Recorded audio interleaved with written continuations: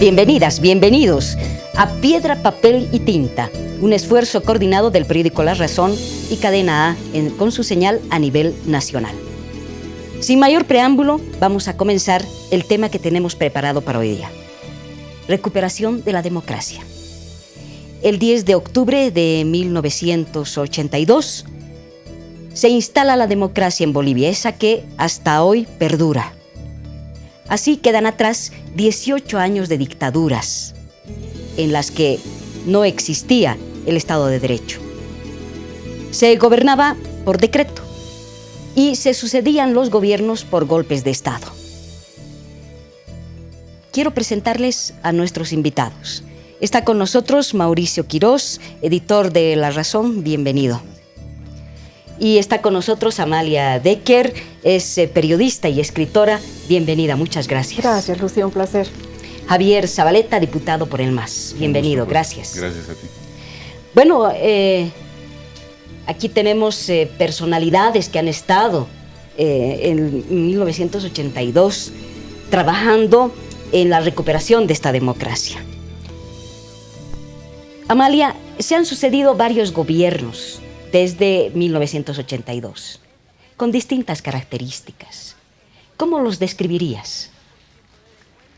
A ver, Lucía, antes de describir a los gobiernos que se han sucedido a partir de 1982, yo creo que yo soy de una generación privilegiada que ha tenido el placer de ver precisamente ese hecho histórico que está dibujado en los anales de la historia como el 10 de octubre. Quien vivió aquello, quien vivió esa plaza llena de gente colmada de alegría por haber recuperado la democracia, indudablemente es gente que se siente absolutamente privilegiada. Sí, estamos en esa generación. Exacto. Pero tú eras diputada en ese momento. Yo fui diputada obviamente en el pequeño interregno democrático que hubo, que duró poco, que fue el verano democrático cuando se hicieron elecciones. Y yo fui electa diputada titular, que además fui la única diputada titular. Sí. Muy joven además. Muy joven, sí. Y habían otras dos diputadas, recuerdo una del ADN, y Gloria Raya, que era diputada suplente, que en algún momento ejerció el cargo, creo que era suplente de Antonio Araníbar, si no me equivoco. Ha sido un hecho histórico el 10 de octubre, el ver recuperada la democracia, y el gran protagonista de esa democracia fue el pueblo boliviano, definitivamente. Y creo que esos 18 años han servido, esos 18 años a los que tú hacías mención, han servido para valorar, al menos en mí de manera personal, para valorar la democracia.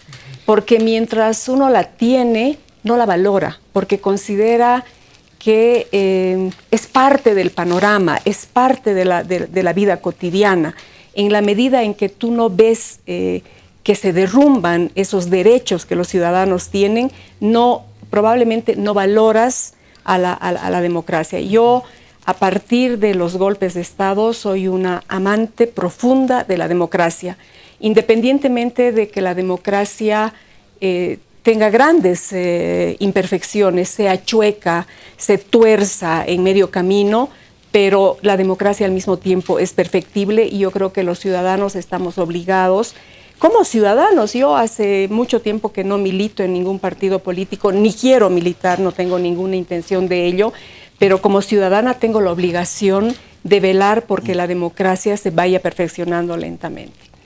Ahora, tu pregunta con relación a los partidos que se han sucedido, aprovecho esta oportunidad para rendirle un homenaje profundo a un hombre a quien conocí personalmente y puedo asegurar que fue un demócrata a carta cabal, que es don Hernán Siles Suazo.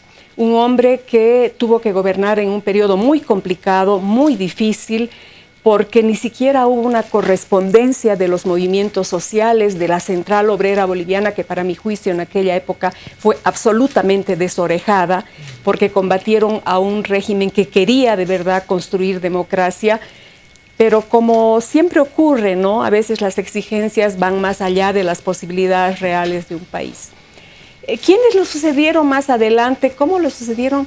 no tiene mucha importancia en el recuento histórico. Yo creo que lo más importante es que entramos en un ciclo democrático en el que todos los partidos, tanto de izquierda como los de derecha, que hoy para mí ya esa es una falsa dicotomía, apostaron por el camino democrático. Apostaron que para llegar al poder, para llegar al gobierno, debían pasar por las urnas recibiendo el apoyo de la ciudadanía, el apoyo del pueblo boliviano. Y creo que eso, más allá de las luces y sombras de todos ellos, eso se ha cumplido. Eso se ha cumplido. Muchas gracias, Amalia. ¿Qué nos puede decir? No era protagonista en ese momento. ¿Vivió cómo ese momento de la democracia? ¿Cuántos años tenía? Un chiquilín. Sí, 10, 11 años, ¿no? Claro. Pero bueno, mira, todos los que hacemos política tenemos la responsabilidad de conocer en detalle lo que pasó, ¿no? Se ha escrito mucho sobre ese momento desde varias perspectivas, eso es lo bueno. Y como dice Amalia, lo bueno es que queden limpio de todo esto, de que abandonamos esa etapa de dictaduras, ¿no? De que la población ya es muy raro encontrar una persona en la calle que piense que, bueno, entonces que se haga cargo un comandante del gobierno, ¿no? Un comandante de las Fuerzas Armadas o algún militar. Entonces, ya no está en el imaginario colectivo pretender de que, bueno, hay un gobierno malo, entonces del colegio militar que salga un nuevo presidente o un nuevo partido, un nuevo gobierno. Y eso se ha logrado gracias a yo diría un acuerdo social que se da después del 82, donde todos entendimos a sangre y fuego, entendimos de que la política no puede transitar por una ruta de desapariciones, de hacer valer tus ideas por las armas o finalmente quitarle la vida a tu oponente político o al que piensa diferente, ¿no? Y hemos avanzado y hay ahora resultados espectaculares al punto de que la democracia boliviana ha sido premiada por varias organizaciones por los avances que ha tenido, ¿no? No solamente que hemos avanzado a la par del mundo en democracia, sino que yo diría que hasta el momento hemos dado pasos que van más allá de otros países y eso es algo por lo cual todos los bolivianos tenemos que sentirnos orgullosos.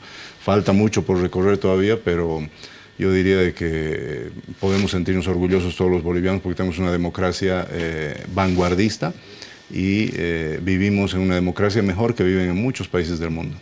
Perdón, Miguel, pero no quisiera dejar colgada esta pregunta de cómo ve la diferencia, cuáles son las diferencias entre los distintos gobiernos que se han sucedido desde 1982 ya en democracia. Bueno, lo que pasa es que también la sociedad va cambiando, va evolucionando, ¿no? Entonces, los gobiernos inmediatamente después de la dictadura tenían una agenda política que venía de la década del 60, ¿no? O sea, cuando rompe ahí el golpe de Estado, un plan de gobierno en ese entonces de la Revolución Nacional, ¿no? Entonces, el gobierno del MIR, bueno, UDP como se llamaba en ese momento, luego el gobierno de Víctor Paz Estenssoro, y yo diría hasta el gobierno de Jaime Paz Zamora, tienen todavía esa agenda de la Revolución Nacional, ¿no? Porque así estaba la sociedad estructurada en ese momento. Esas eran las contradicciones que esos gobiernos debían administrar, resolver. Pero yo diría que ya con el gobierno de Sánchez de Lozada y Hugo Banzer Suárez, ya se despliega otro tipo de lógica, ya concentrando un modelo neoliberal mucho más duro, mucho más internacionalista, y es eso lo que finalmente marca la etapa post-recuperación de la democracia, ¿no? Y bueno, después ya de las revueltas sociales, la guerra del agua, la guerra del gas, la guerra de la coca, comienzan a marcar otro momento que la empieza ya el movimiento del socialismo con Evo Morales, ¿no? Muchas gracias. Miguel. Bueno, yo quería, cuando empezó la democracia, yo recuerdo precisamente el gran momento de Dr. Siles cuando estaba montado en un camión en la avenida San Francisco, ¿no? Sí. Ese fue un momento muy fuerte, ¿no? Y bueno, aquí se han manejado categorías como la de los movimientos sociales, la incompresión que tuvo el Dr. Siles durante su gobierno, pero también está el otro momento complicado que es el periodo 2003-2005. Y de repente hay una pregunta para nuestros invitados, tiene que ver con eso, ¿no? Es decir, nacimos a la vida, bueno, renacimos a la democracia en el 82 con un sistema de partidos. El sistema de partidos ya no existe, o formalmente ya no existe desde 2005 por todas las cosas que usted ha mencionado, diputado, y que de alguna manera también la ha mencionado Amalia. Eso es importante para mejorar una democracia que siempre va a ser imperfecta. ¿Cómo percibe este desafío que tiene el país de construir un sistema de partidos? Porque también hace a la fortaleza de nuestras instituciones como país. Bueno, mira, la forma en la que la sociedad se representa o interactúa con los niveles de poder, o finalmente es representada en diferentes instancias, es común en casi todo el mundo. Son a través de partidos políticos, a través de la iglesia o las iglesias, a través de medios de comunicación o a través de instituciones como ONGs, ¿no? Eso nomás es la forma en la que la sociedad es representada o interactúa con los niveles de poder. En Bolivia, esas formas hicieron crisis en los primeros años de este siglo, es decir, entre el 2000, 2005, hicieron crisis todas. Los partidos políticos no eran representativos, eran altamente excluyentes. La Iglesia Católica había comenzado a hacer política, que es la iglesia más fuerte, digamos, había comenzado a hacer política contradiciendo sus propios principios espirituales, ecuménicos, etc. Los medios de comunicación habían sido copados por una élite, que tenía su propia agenda política, y las ONGs estaban, básicamente, la mayoría, no todas, respondían a intereses internacionales, de quién los financiaba, y no a intereses locales. Entonces, toda esa forma de interlocución, de representación de esas instituciones de la sociedad civil, colapsan hasta el 2005 y se comienza a construir una nueva forma de representación, donde se privilegia a las organizaciones sociales. Las organizaciones sociales que también habían sido restringidas después, recuerdas, de la Asamblea Popular, se llamaba en aquel momento. Desde aquel entonces las organizaciones sociales habían sido prácticamente disminuidas y permanentemente yo diría, atacadas de diferentes flancos para no ejercer ese derecho o esa representatividad de la sociedad civil. Pero desde el 2005, y esto es una visión que tiene el movimiento del socialismo, empezamos a privilegiar a las organizaciones sociales como representantes de la sociedad, y ahí no solamente estamos hablando de la Central Obrera Boliviana, la CIDOB o de esas organizaciones indígenas, sino estamos hablando también de colegios de profesionales, estamos hablando también de organizaciones empresariales, etc.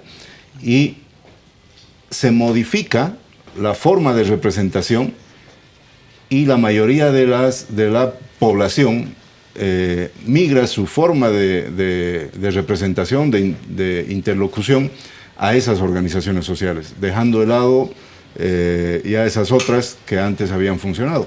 Entonces, no es que no va a haber sistema de partidos políticos en la democracia boliviana.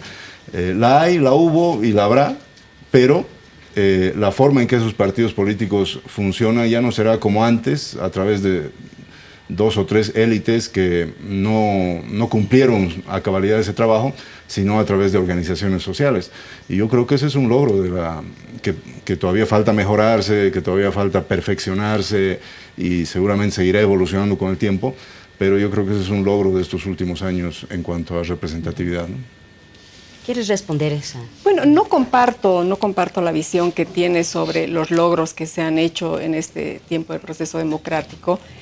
Creo que una de las expresiones más importantes de una democracia pasa precisamente por la presencia de partidos.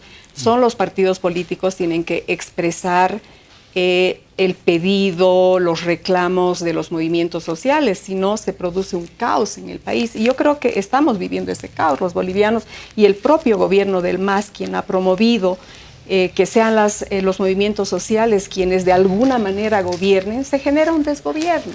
Ahí tenemos lo que acaba de ocurrir con los cooperativistas. Es un clarísimo ejemplo de lo que usted acaba de mencionar.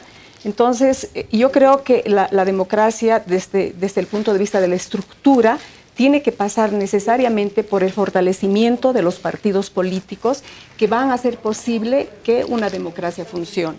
La otra cosa que tiene que ver también con un buen ejercicio de la democracia es el respeto a la Constitución, nos guste o no nos guste. Y yo siento que aquí también hay un gravísimo problema de parte del actual gobierno. Mire, yo lo conozco a usted por televisión, yo no hago política militante hace muchos años y no quiero hacer, pero como ciudadana veo y opino. Por ejemplo, me parece una barbaridad que un gobierno, por muy gobierno que fuese pretenda reelección tras reelección. Eso, por ejemplo, no es democracia. Entonces, no, obviamente, estoy en un país en el que considero, a pesar de las luces y sombras, considero que tengo el derecho a opinar lo que pienso. Y yo siento que la democracia en este periodo está enrarecida. Yo no voy a llegar a los extremos que dice alguna gente que estamos viviendo en dictadura. Nada más lejos de la verdad. Pero sí siento que hay un régimen algo autoritario en el tema del manejo de la prensa, la relación que tiene el gobierno con la prensa.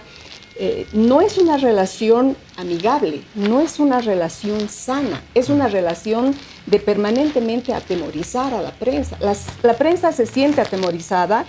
Yo he sido periodista, he ejercido como periodista y en ninguno de los gobiernos anteriores, a pesar de que fui muy dura y muy crítica al gobierno de Sánchez de Lozada, y ustedes pueden revisar mis columnas, lo propio con el régimen de Banzer, nunca he recibido una llamada telefónica de amenaza, nunca me he sentido que estaba pisando sobre terreno feble. Y yo tengo la impresión que ahora los periodistas tienen que medir tanto lo que dicen y entonces se genera una cierta autocensura del propio periodista para no incomodar precisamente al hombre de poder o al régimen de poder. Entonces, en ese sentido, yo siento que si bien es cierto que aún tenemos los bolivianos el privilegio de vivir en democracia, yo siento que la democracia está algo enrarecida. Y reitero una vez más el tema de la reelección. Está en la Constitución, pero tengo la impresión, ya le digo, como ciudadana que se informa, como ciudadana que lee, que hay todo un propósito de parte del gobierno del MAS de encontrar algún camino, sea cual fuere para lograr la reelección. Y para eso utilizan a los llamados movimientos sociales, encuentros con cocaleros, encuentros aquí que sacan votos resolutivos para pedir que otra vez se reelija el presidente. Y yo no digo que no, sí pueden opinar, pero quien debiera decir con absoluta firmeza como presidente de los bolivianos, es decir, señores de los movimientos sociales, yo soy un hombre demócrata, respeto la Constitución que la hemos aprobado hace poco, y voy a ser respetuoso y me voy a ir porque corresponde que me vaya, porque la democracia también pasa por el cambio, la democracia también pasa por darle acceso y derecho a otras personas. No es justo. No se les ha cortado el derecho. No, pero el solo hecho de que vaya a la reelección diputado ya es un acto que riñe con la democracia. La democracia pasa por el cambio, por dar derecho a los demás. Pero si una persona se apoltrona en el poder como si fuera un pasanato, eternamente, yo le podría, entre comillas, aceptar que pudo haber habido pasanato. No tengo ni siquiera la claridad al respecto, pero 3 veces reelegido, eso se llama angurria de poder. Esa es parte del debate. En todo caso, el otro gran valor que está bien, yo creo que estos son los elementos que están en nuestra discusión de todos los días y es parte de la expresión, ¿no es cierto? De hecho, hay una democracia tan fluida, tan en ebullición, que hace rato hemos visto en la inauguración del CIART una pintada al lado del... que ha cuestionado y que al mismo tiempo ha generado. Es decir, nuestra expresión está en ebullición. El otro gran valor de la democracia que yo quería destacar, precisamente, habían 3 elementos. Hemos hablado ahorita del sistema de partidos. El otro es la participación y la decisión a través del voto. Me parece que ha habido una evolución desde el momento en que no podíamos votar, o nuestro voto era condicionado. Doctor Siles ha ganado una elección, no se le ha reconocido, y hubo todo ese proceso de inestabilidad que dio paso a los golpes de Estado, a lo que tenemos ahora. En breve vamos a votar por, varias regiones van a votar por un referéndum autonómico. Ha habido un proceso de evolución. Yo quisiera que también reflexionemos sobre ese nivel de participación que ha tenido la ciudadanía boliviana en esta democracia, que siempre va a ser imperfecta. Y eso es bueno reconocerlo, ¿no? Sí. Mientras sea imperfecta, tenemos que hacer todos los esfuerzos para construirla, ¿no? O reconstruirla. Finalmente también está la vigencia del caos está ahí. Ustedes han visto la pintada del CIAT. Yo lo pongo como un fenómeno social también enmarcado en la democracia. Y podemos probablemente tener diversas opiniones frente, claro, a la pintada. Claro. Unos consideran que hay intolerancia.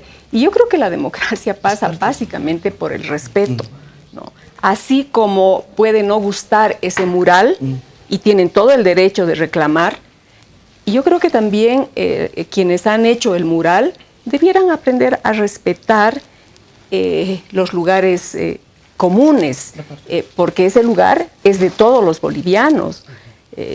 Que expresen su opinión, que griten, que digan carteles con lo que piensan, a mí me parece saludable. Y yo creo que las mujeres creando, de alguna manera, sacuden a la sociedad poniendo algunos planteamientos.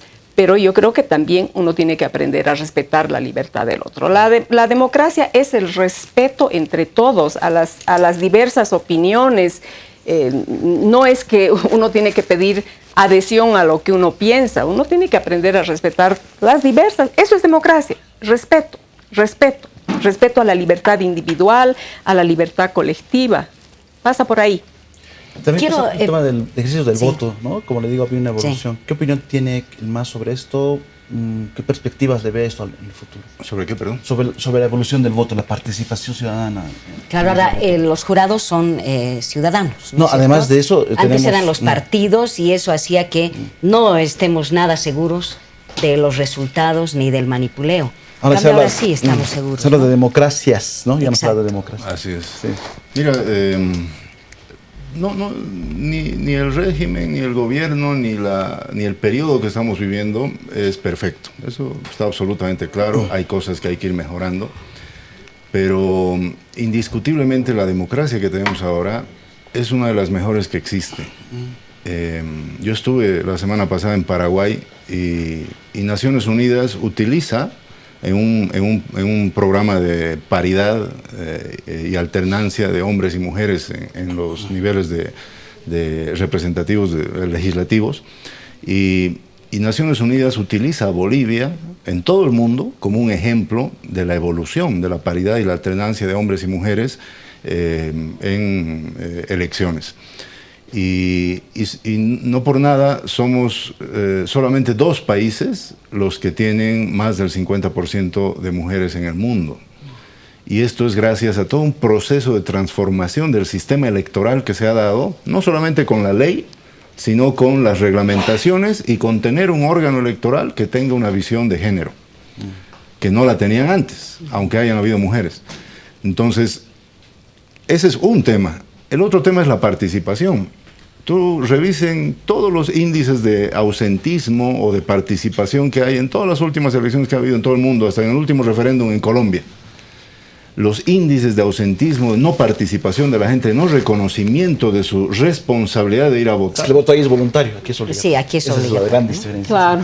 Sí, pero esa diferencia es ideológica también, no es simplemente alguien se le ocurrió hoy que sea voluntario, no, es un tema ideológico. Es decir, nosotros creemos que la democracia es una responsabilidad de todos nosotros, no solamente del que tiene ganas de hacer democracia. Hoy tengo ganas de hacer democracia, entonces iré a votar. Hoy me levanté con flojera para ir a votar, entonces no hago democracia, ¿no? Y esa decisión hace pues de este sistema sólido. O sea, Porque si fuera, como dice Amalia, de que, tenemos un gobierno autoritario, de que tenemos afrentas a la Constitución y todo eso, ya estaría la gente en las calles, ¿no es cierto? Estaríamos viviendo lo que vivimos en diferentes gobiernos antes, cuando los abusos de un gobierno exigían la movilización ciudadana y en las calles tenía que resolverse las cosas. Hoy no es así. Es decir, ese sistema que hemos diseñado ha permitido que llegue un gobierno con la suficiente fuerza electoral, que otrora no existía además, y esa fuerza electoral es la que hace la estabilidad en términos políticos y se refleja en términos sociales y finalmente en términos económicos. Es decir, yo diría que las pruebas de que el sistema está funcionando, no para bien de un gobierno que, como dice Amalia, simplemente está detrás de la angurria del poder, no. Está funcionando para toda la población que tiene estabilidad política. Hay oposición y nadie le está coartando a la oposición que diga lo que tenga que decir, ni a ningún periodista que quiera decir lo que quiera. Pero esa forma de administrar la oposición, los medios de comunicación y todos los actores que hay en la sociedad política funciona tan bien que ahora tenemos estabilidad, y no me refiero solamente a la estabilidad económica, estabilidad política. No hay puñetazos en el Parlamento, no nos estamos ahí saboteando al presidente de la Cámara o el legislativo está saboteando al ejecutivo. Hay estabilidad social. Diputado, hemos dicho varias veces en esta entrevista que la democracia es perfectible, ¿no? Entonces, yo quisiera que hagan un pequeño ejercicio, 1 minuto para cada uno. ¿Qué tareas hay por delante para avanzar en el sistema democrático? A ver, yo me voy a comer mi minuto para comentar algunas cosas que ha dicho el diputado. Lamentablemente los números, el 2 más 2 son 4, en política y en realidad social no son lo mismo. Más allá de la opinión de la ONU, de los grandes avances en el tema de género, de la incorporación de la mujer, indudablemente desde el punto de vista numérico, las mujeres tienen paridad, hay paridad en el Parlamento, incluso en el Poder Ejecutivo, y ni duda cabe que es un avance.